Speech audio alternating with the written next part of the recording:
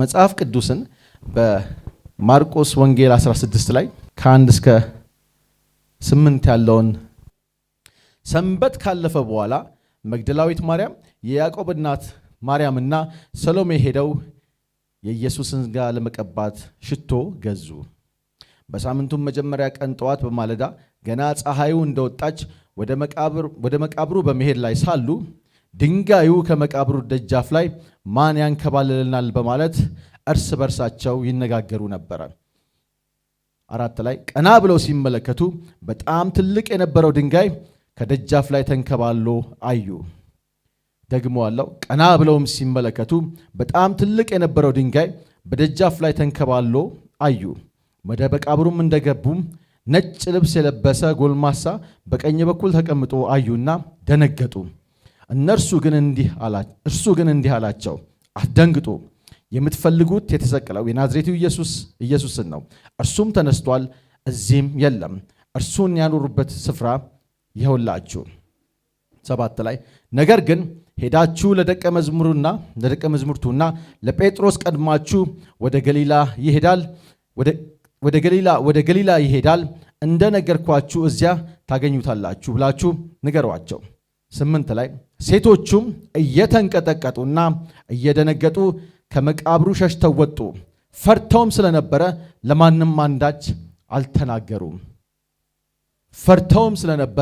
ለማንም አንዳች አልተናገሩም። 9 ዘላችሁ 10 ላይ 9 ላይ መግደላዊት ማርያም 7 አጋንንቶችን ከሷ ላይ ያስወጣው ጌታ ኢየሱስ እነሆ እርሷም ሄዳ ከእርሱ ጋር የነበሩትን እያዘኑ ሲያለቅሱ አግኝታ እርሱ ሕያው መሆኑን ለእርሷም መታየቱን ነገረቻቸው። እነርሱም ግን አላመኗትም። ዘጸአት 19:12 አነበዋለሁ። ዘጸአት 19:12 በተራራው ዙሪያ ለሕዝቡ ወሰን አብጅተህ እንዲህ በላቸው፣ ወደ ተራራው እንዳትወጡ ወይም ግርጌውን እንዳትነኩ ተጠንቀቁ።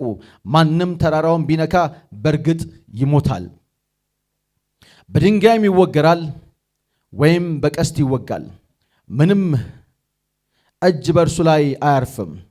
ሰውም ሆነ እንስሳ በሕይወት እንዲኖር አይተውም። ወደ ተራራው መውጣት የሚችሉት ከፍ ባለ ድምፅ መለከት በተነፋ ጊዜ ብቻ ነው። ክብር ለኢየሱስ ይሁን። ጂቫራዶሶ መለከቱ ይነፋል። የመጨረሻው መለከት ይነፋል። ጌታ ኢየሱስን ለማግኘት እንነጠቃለን። እሱን ለማግኘት እንነጠቃለን። ማርቆስ 16 ላይ ማርቆስም ማቴዎስም ዮሐንስ ሳይሆን ሉቃስም በተለያየ መልክ ይዘግቡታል። ማርቆስ ላይ ግን በጣም የሚገርም ነገር ነው። ሄደው ነገሯቸው፣ እነሱም አላመኑም። ሄደው ጌታ ኢየሱስን እንዳገኙት ነገሯቸው፣ እነሱም አላመኑም። ለሶስቱም ተገለጠላቸው። ሶስቱም ወደ አንድ መንደር የሚሄዱትን ተገለጠላቸው። እነሱም ተመልሰው ለአይሁዱ ለደቀ መዛሙርቱ ነገሯቸው፣ እነርሱም አላመኑም። ሐዋርያቶቹ አንድ ቦታ ላይ ሆነው ተሰብስበው ያለቅሱ ነበረ። መጨረሻ ላይ ግን ጌታ ግድ አለውና ለነሱ ለመገኘት ራሱ መጣ። ለ11ዱም መጣና ተገኘላቸው። ለ11ዱም እነሆ ሞትን ድል አድርጌ ተነስቻለሁ ብሎ ተናገራቸው፣ ተገለጠላቸው። በኢየሱስ ክርስቶስ ስም ዛሬ መገለጥ ይሁን። ዛሬ ይገለጥልን። የሚገርመው ታሪኩ ላይ ገና ሲሄዱ ያንን ትልቅ ድንጋይ ማን ያንከባልልናል? እንዴት ነው ይህንን ድንጋይ ምናንከባልለው እያሉ እያሰቡ ግን ድንጋዩ ይከልልናል ወይ ደግሞ ድንጋዩ አያስገባንም ብለው ፈርተው አልቀሩም። ሽቷቸውን ገዝተው ሶስቱም ወደ ኢየሱስ ወደ ሰውነቱ ሄዱ። የአይሁድን ባህል ሊያደርጉ በሽቶ ሊቀቡት ሶስቱም ሄዱ። ድንጋዩ ትልቅ እንደሆነ ያውቃሉ። ዮሴፍ ለራሱ ሲል ገዝቶ ቆፍሮ ያስቀመጠው ቦታ ላይ ሰውነቱ እንደተቀመጠ ያውቃሉ። ድንጋዩ ትልቅ እንደሆነ ያውቃሉ።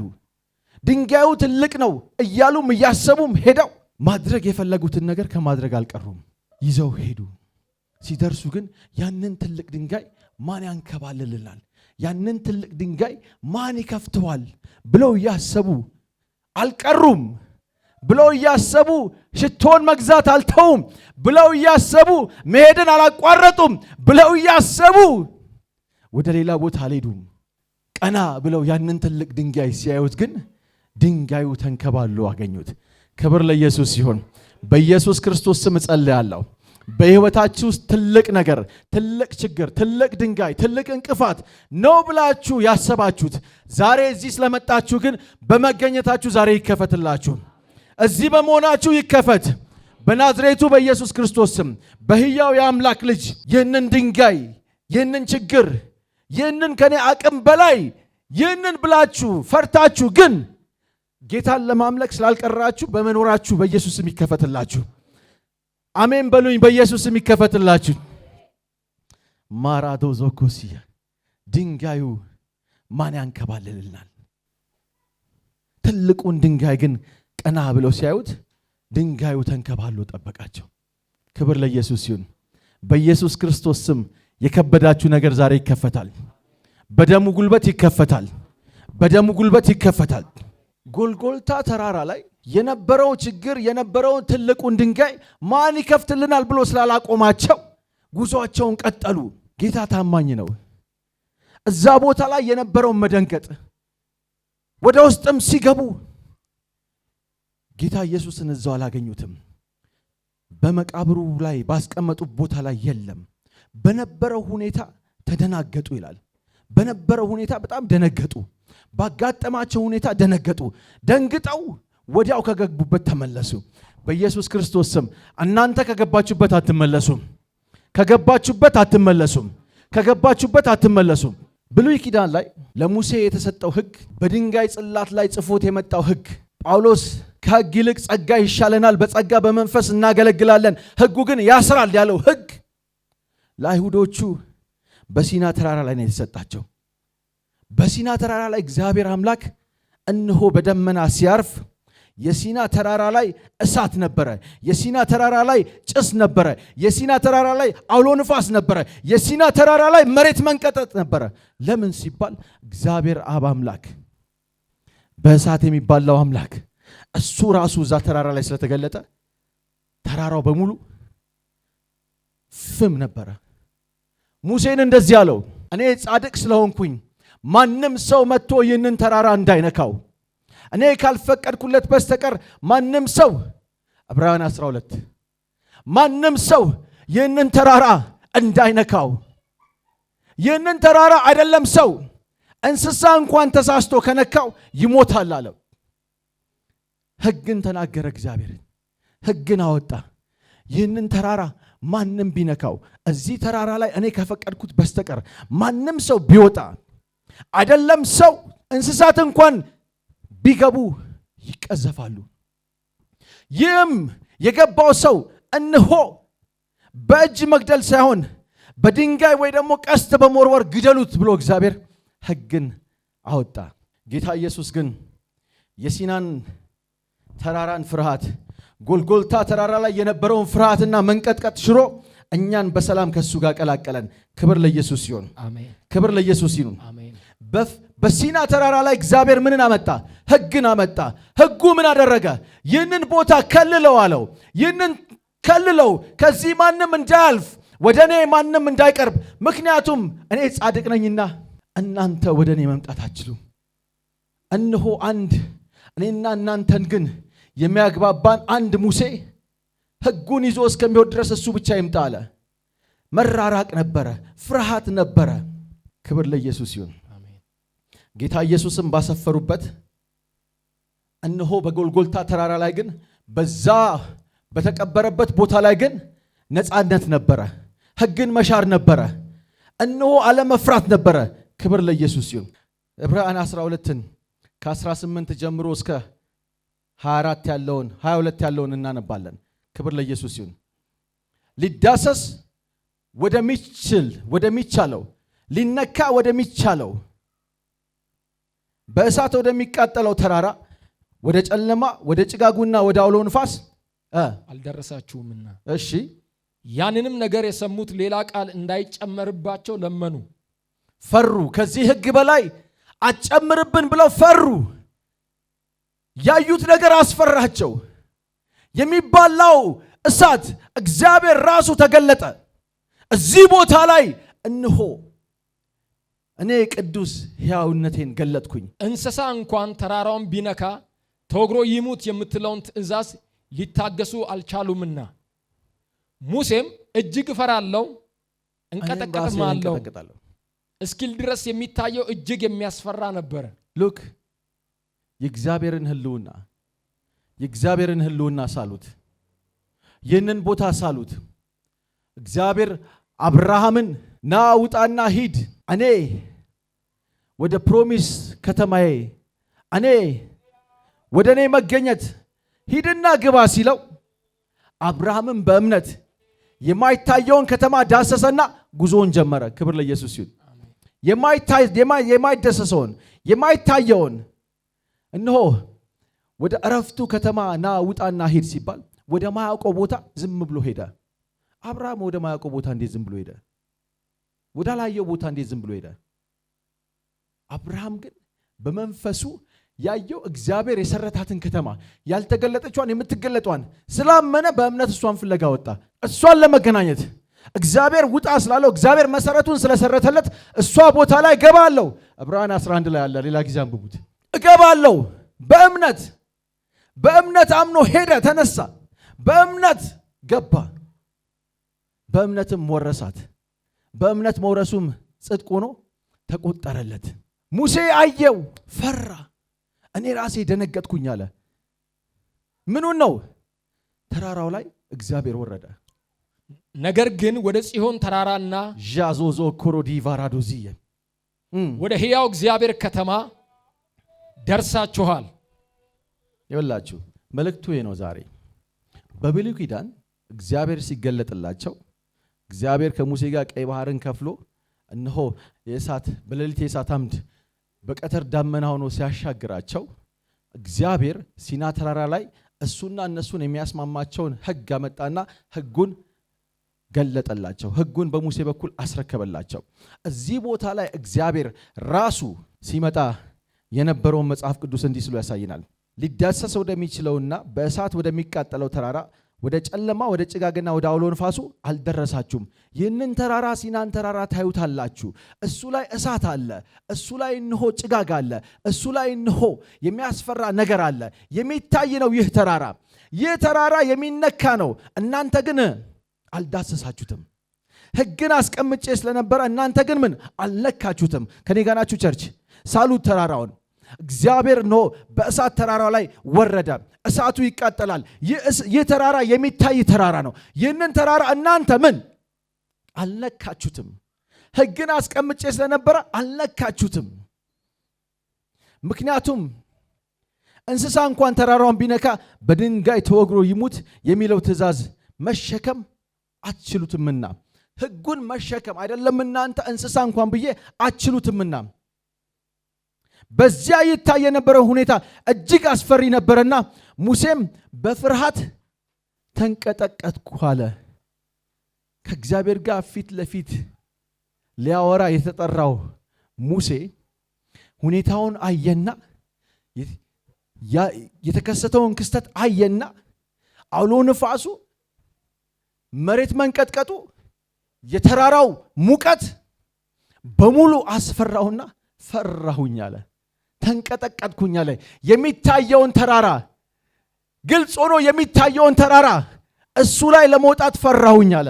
እናንተ ግን ስሙኝ፣ እዚህ ጋር እናንተ ግን ያ ተራራ ላይ ተቀምጦ የነበረው እዛ ተራራ እዛ መቃብር ላይ ተቀብሮ ተቀምጦ የነበረው ስጋውን ሄዳችሁ በሽቶ ልታሹት ስትሄዱ ትልቁ ድንጋይ ተንከባሎ ዞሮ ወደ ውስጥ ስገቡ መቃብሩ ባዶ ሆኖ አገኛችሁት። ይህ መቃብር ባዶ ስለሆነ እናንተ ግን ወደ ጽዮን ገብታችኋል ይላል ጌታ። እናንተ ግን ወደ አዲስቷ ኢየሩሳሌም ገብታችኋል። እናንተ ግን ወደ እረፍታችሁ ገብታችኋል። ክብር ለኢየሱስ ይሁን። ትንሣኤ መሞቱ፣ መቀበሩ፣ መነሳቱ ብቻ ሳይሆን ትንሣኤ እኔና እናንተ የተሰጠን ጸጋ እኔና እናንተ እሱ ባለበት realm ውስጥ ጽዮን በሚባል realm ውስጥ ዋው ጽዮን የሚባል realm ውስጥ ጽዮን ውስጥ መግባት እንድንችል መቃብሩን ከፈትኩት አላችሁ። መቃብሩን ከፍቼዋለሁ። መቃብሩ ባዶ ነው። ድንጋዩ የተከፈተው ለኔ አይደለም። ድንጋዩ የተከፈተው ሽቶ እንድትቀቡኝ አይደለም። ድንጋዩ የተከፈተው እናንተ እኔ ሞትን ማሸነፍ እንደምችል እንድታዩ ነው። እናንተም ሟቾች አይደላችሁም እያላችሁ ነው። ዛሬ ይውላችሁ የእውቀታችሁ አድማስ እንዲከፈት ነው ምጸልየው። ሕዝቤ እውቀት ከማጣቱ የተነሳ ጠፍቷል ይላል። ሕግን አወጣሁበት ይላል። ከዛ በኋላ ሕጌን አላከበራችሁምና እነሆ ሕጌን ስላላከበራችሁ እናንተንም ካህናት ላለማድረግ ንቄያችኋለሁ። ሕጉን እወቁት ይላል። ከሕግ በላይ ግን ይወላችሁ ከሕግ በላይ ግሬስ መጥቶልናል። ከሕግ በላይ የሆነው ግን ጸጋ መጥቶልናል። በጸጋው አንስቶን ከሱ ጋር በሰማያዊ ስፍራ በቀኝ በኩል አድርጎናል። በኢየሱስ ክርስቶስ ስም የዚህ ቃል መገለጥ ይንካችሁ። አሜን። ራእይ ላይ ሳላት እኮ ዮሐንስ አዲሲቷን ኢየሩሳሌም አዲሲቷ ከተማ የተሰራቸው የተናጸ እችን በሙሉ ካፈረሰ በኋላ አዲሲቷን ኢየሩሳሌም ስትወርድ ከሰማይ አየኋት አለ። ካፈራረሰው በኋላ ለኔና ለእናንተ ግን አሁን ይወላችሁ ዕብራውያን 12 ነገር ግን ወደ ጽዮን ተራራና ወደ ጽዮን የሚባለው ተራራ መንፈሳዊ ተራራ ነው። ለምንድን ነው ይህን መንፈሳዊ ተራራ ከሲና ተራራ ጋር እግዚአብሔር ራሱ ሲወርድ በተቃጠለው በተንቀጠቀጠው በዛ ተራራ ምስል መሰለውና ገላትያ ላይ ጳውሎስ አጋርና ሳራ ብሎ ሁለቱን ለያይቶ ይናገራል። አጋርን እንደ ሕግ ሳራን ደግሞ እንደ ሕይወት አድርጎ ይናገራታል። እዚሁም ደግሞ የሲናን ተራራና ጽዮንን ተራራ ሳልልኝ ነገር ግን ወደ ጽዮን ተራራና ወደ ሕያው እግዚአብሔር ከተማ ደርሳቸዋል። ወደ ሕያው እግዚአብሔር ከተማ ካለ እዛ ከተማ ላይ የሚኖር ሰው አለ አይደል እንዴ? ከሱ ጋር ከኔ ጋር ኑሩ፣ ከኔ ጋር አንድ ላይ እናውራ። ከተማ ውስጥ የሚኖር ሰው ይናገራል፣ ይሄዳል፣ ይመለሳል፣ ይኖራል፣ ይደሰታል። ኑ በኔ ከተማ ውስጥ ግቡ። ወደ እኔ ከተማ ውስጥ ገብታችሁ ከኔ ጋር እንሆ አንድ ላይ ፌሎሺፕ አድርጉ። ከኔ ጋር አንድ ላይ መኖር ጀምሩ። ከኔ ጋር አንድ ላይ ህይወትን ጀምሩ። ወደ ሕያው እግዚአብሔር ድሮ የሚያስፈራው የሚያቃጥለው ተራራ ላይ የሚባላው ተራራ ላይ ሕግን አውጥቼ እንዳትቀርቡኝ፣ እኔ ጋር እንዳትጠጉ፣ ወደ እኔ እንዳትመጡ፣ እናንተ አይደለም ከብቶቻችሁ እንኳን ቢገቡ ይወገራሉ፣ ማንም ከገባ ደግሞ መወገር ብቻ ሳይሆን በቀስትም ይመታል ወደ ተባለው አጥር ወዳለበት ወደሚያስፈራው ወደ ተከለለው ተራራ ሳይሆን አሁን ግን ወደ እኔ ከተማ ሃሌሉያ፣ ወደ እኔ ከተማ እረፍት ወደሚሰጠው ከተማ መጥታችኋል። ወደ ኢየሱስ ክርስቶስ ገብታችኋል። የአቤል ደም ፍርድን ነበር የሚናገረው። የአቤል ደም እንሆ ተገደልኩኝ፣ የአቤል ደም በዚህ ቦታ ላይ እንሆ እያለ ስለ ፍርድ ነበር የሚጮህ። የዚህኛው ደም ሳይሆን ግን አሁን የሚያስታርቀው ደም እንሆ ለኛው ሳልቬሽን የተከፈለው የኢየሱስ ደም በመረጨቱ እሱም በመቀበላችሁ በማመናችሁ ገብታችኋል እያላችሁ ነው። ወዴት ገብታችኋል? ወደ ጽዮን ገብታችኋል። ክብር ለኢየሱስ ይሁን። ኢሳይያስ 27:18 ስለዚህ ልዑል እግዚአብሔር እንዲህ ይላል፣ እነሆ የተፈተነ ድንጋይ የመሰረት ድንጋይ ለጽኑ መሰረት የሚሆን የክብር ማዕዘን ድንጋይ በጽዮን አስቀምጣለሁ፣ በእርሱም የሚያምን ሁሉ በጽዮን ላይ ያስቀመጥኩትን ድንጋይ ገና ጌታ ኢየሱስ እነሆ ከ700 ዓመት በፊት ተወልዶ ለእኛ ሲል ደግሞ እንደሚሰቀል እንደሚሞት ከዛም ደግሞ እነሆ ሞትን ድል አድርጎ እንደሚነሳ ለዚህም ደግሞ ለእኛ መዳን ይሆን ዘንድ ማዕዘን ያደረገው። አቤት ይሄ ድንጋይ! አቤት በድንጋይ ውስጥ ያገኘነው እረፍት! አቤት በዚህ ኮርነር ይህንን ድንጋይ ማን ያሽከረክርልናል? ይህንን ትልቅ ድንጋይ ማን ያነሳልናል? ብለው የሚያስቡት የነበረው ያ የኮርነር ማዕዘን ድንጋይ የኔና የእናንተን ኃጢአት ለማንጻት ከሰማይ ወርዶ ሕይወትን ከፈለ። ክብር ለኢየሱስ ይሁን። ሞትን አሸንፎ ተነሳ። ሞትን አሸንፎ ሲነሳ ግን እነሆ እናንተ የተሳለባችሁ ያያችሁት ያኛው የጽዮን ተራራ ሕግን ያወጣውበት የጽዮን ተራራ ሳይሆን አሁን ግን እረፍትን፣ አሁን ግን ኑ ወደ እኔ፣ አሁን ግን ግቡ፣ እኔ በሩ ነኝ። በእኔ በኩል ካልሆነ ማንም መግባት አይችልም። በእኔ በኩል ከገባችሁ ግን ትድናላችሁ። እኔ አዳኙ ነኝ። ያድናል የሚለው ጽሑፍ ያሸንፍ ዘንድ ወደ ሰማያዊቷ ኢየሩሳሌም ወደ ጽዮን ተራራ ገብታችኋል። ክብር ለኢየሱስ ይሁን። ክብር ለኢየሱስ። የጽዮን ተራራ ይኸውላችሁ በኋላ ላይ ትወርዳለች ብሎ ዮሐንስ ተናግሯል። አሁን ግን እኛ መንፈሳዊ ተራራ ነው፣ መንፈሳዊ ህልውና ነው። ፊዚካሊ ያንን የሲናን ተራራ እንዳሳያቸው የጽዮን ተራራ ደግሞ ምንድን ነው? ረልም ነው። እስኪ ረልም ነው በሉ። እስኪ ዳይሜንሽን ነው በሉ።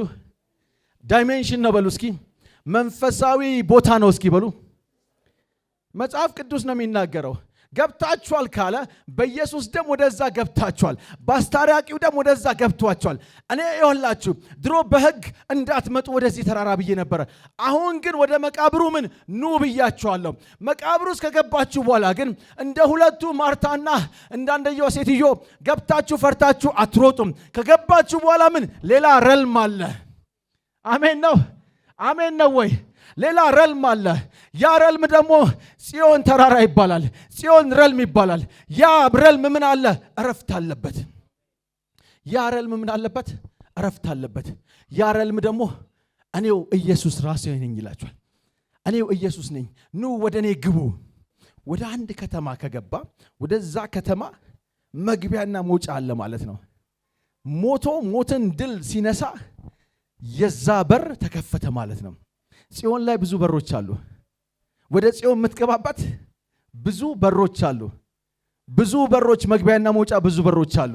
የምስጋና በር አለ፣ የአሳ በር አለ። ነህምያ የፈረሰውን ቅጥር የጽዮን የኢየሩሳሌምን ቅጥር ለመስራት ሲሄድ ይኸውላችሁ ኤቭሪቲንግ እኔ እዚህ ጋር ዛሬ ስሰብክ ይህ ስብከት ሰማይ ላይ ተዘጋጅቶ ተሰርቷል። ስፒሪቹዋል ሬልም ውስጥ እንደዚሁ እንደተቀመጥ ነው። ያንቀላፋውን እንዳንቀላፋ ተነስቶ የወጣውም ተነስቶ እንደሚወጣ መጨረሻ ባለቀ ሰዓት ደግሞ የሚገባውን ሰው የቀጠረው ጌታ ኢየሱስ በሱ ሬልም ውስጥ ሰርቶታል። አሜን ነው። በሱ ሬልም ውስጥ ምን ሰርቶታል? ታምናላችሁ? በዚህ ምድራዊ ነገር የሰማያዊ ነገር ምንድን ነው? ነጸብራቅ ነው። ክብር ለኢየሱስ ይሁን። አይደል እንዴ? ዛሬ እዚህ መሰብሰባችን በዚህ ቀን ውስጥ የአንድ ሰው እንቅፋት እንዲላቀቅ፣ አንድ ሰው ከተከደነበት ተንከባሎ እንዲከፈት ጌታ ስለፈቀደ መንፈስ ቅዱስ የቀጠረው ጉባኤ ነው። በዚህ ጉባኤ ላይ ዛሬ ጌታ ድንቅን ነገር ያደርጋል። ድንቅን ነገር ያደርጋል። ድንቅን ነገር የተለያዩ ጌቶች አሉ። በዚህ ወር ውስጥ ስለነዚህ ደጆች ነው የምንማረው። ስለነዚህ ደጆች ወደ ጽዮን የሚያስገቡ ደጆች በዚህ ወር ውስጥ ወደ ጽዮን የሚያስገቡ ሄደን እውቀት ከማጣታችን የሆነ ቦታ ላይ ቆመናል፣ ወይ ደግሞ ከመጠራጠራችን አልገባንም፣ ወይ ደግሞ ገብተን ደንግጠን ወጥተናል። ሶስቱ እኮ ገብተዋል። ገቡ፣ አዩ፣ ድምፅም ሰሙ።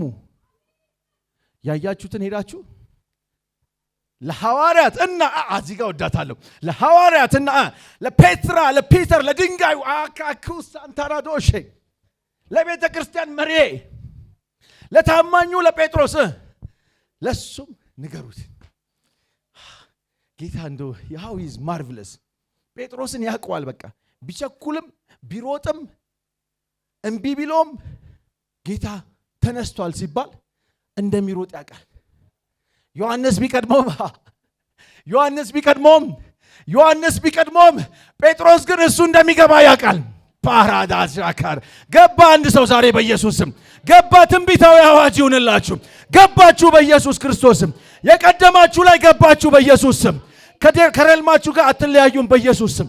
ካሰበላችሁ ነገር ላይ አትለያዩም። በዚህ ቤተ ክርስቲያን ላይ በዚህ ድንጋይ ላይ በዚህ አለት ላይ ቤተ ክርስቲያንን እመሰርታለሁ። የገሃነም ደጆች አይችሏት አቋቋማት። ስለዚህ ያቺ ቤተ ክርስቲያን እዚህ ነው ያለችው ማለት ነው። አቋቋማቱን ብሎ የሚታገል ከሆነ እዚህ ነው ያለችው ማለት ነው። አይደል እንዴ? የምትመጣው ኢየሩሳሌም ጋር አይደለም ያለችው፣ እዚህ ጋር ነው ያለችው። ምክንያቱም አይቋቋማትም ብሏል። ፖሩሽ አካታሳ በኢየሱስ ስም አይቋቋሙም። በኢየሱስ ስም አይቋቋሙሽም። መግቢያ አለው ማለት ነው። መግቢያ በራለው ማለት ነው። የሚገባበት በራለው ማለት ነው። ሁሺያቱ ሳንቶሮዲ ከሉሸቱሳ በራችሁ ይከፈት በኢየሱስ ስም። በራችሁ ይከፈት። የእረፍት በራችሁ ይከፈት። የእረፍት በራችሁ ይከፈት ዛሬ በኢየሱስ ክርስቶስ ስም። ዚቫራዶሽ አይሲ ዘንግ የሚቆርጥ ኃይል ይመጣል ዛሬ። ዘንግን የሚቆርጥ ኃይል ይመጣል ዛሬ። ጽዮን መንፈሳዊ ቦታ ማለት ነው። በክርስቶስ ሙሉ ተቀባይነትን ማግኘት፣ ከፍርሃትና ከውዝግብ ነፃ መውጣት፣ በእግዚአብሔር ቤተሰብ ውስጥ ዜግነት። ኤፌሶን 2:19 ማሩሻካታ መጻተኞች አይደላችሁም እናንተ እነሆ የሱ ከተማ የሱ መንግስት ዜጎች ናችሁ ብሏቸዋል። የዛ መንግስት ዜጎች ናችሁ። ዜግነታችሁ እነሆ ክርስቶሳዊ ነው። እሱ ውስጥ ስለገባችሁ ክብር ለኢየሱስ ይሁን። ጌታ ኢየሱስ ጌታ ነው። ሲናይ ላይ ተፈርተን አንገባም። እነሆ ፈርተናል ያልነበት ቦታ ላይ በነፃነት ግቡ። እነሆ ወደ እግዚአብሔር ቤተሰብነት ከቤተሰብም አልፎ ዜግነትን የውስጥ ዜግነትን የሰጠን ዘላለማዊ ደህንነትና ደስታን እኔ በሩ ነኝ ብሎ በዮሐንስ 10:9 ላይ ከተናገረ በኋላ በእኔ በኩል ገብተህ ትድናለህ እንዳለ ገብተህ እረፍት የምናገኝበት ቦታ ነው። ክብር ለኢየሱስ ሲሆን እነሆ አሁን የጽዮን ዜጎች የሳራ ልጆች ገላትያ 4 ላይ ሳራ እናታችን ነች፣ አጋር ባሪያ ነች፣ ሳራ ግን እናታችን ነች። ወደ እረፍታችን አስገብቶናል። ወደዚህኛው ተራራ ወደ ጽዮን ተራራ ወደ ኢየሱስ ክርስቶስ ስፍራ ገብታችኋል። ክብር ለኢየሱስ ሲሆን ኢየሱስ ጌታ ነው። ይህ ደግሞ ጸጋ ስለሞላን ጸጋን ስለሰጠን ነው። ዕብራውያን 10:18 ላይ እንግዲህ ወንድሞች ሆይ በኢየሱስ ደም ወደ ቅድስተ ቅዱሳን ለመግባት ድፍረትን አግኝታችኋል። የፍየሉ የኮርማው ደም ያኛው ድፍረትን ሊሰጠን አልቻለም። ድፍረትን ሰጥቶን ግን ወደ ቅዱሰ ቅዱሳን ወደ ውስጥ መግባት የቻላችሁት በኢየሱስ ደም ነው። ይኸውም በመጋረጃው ማለትም በስጋው በኩል ከፈተልን አዲስና ህያው መንገድ ነው። ደሙ ብቻ ሳይሆን ስጋው ይወላችሁ። ስጋው ምንም መሰለ ሪፕሬዘንት የሚያደርገው ዛሬ የምንወስደው ይህ የከበረ የጌታን ስጋ ስንወስድ ይወላችሁ።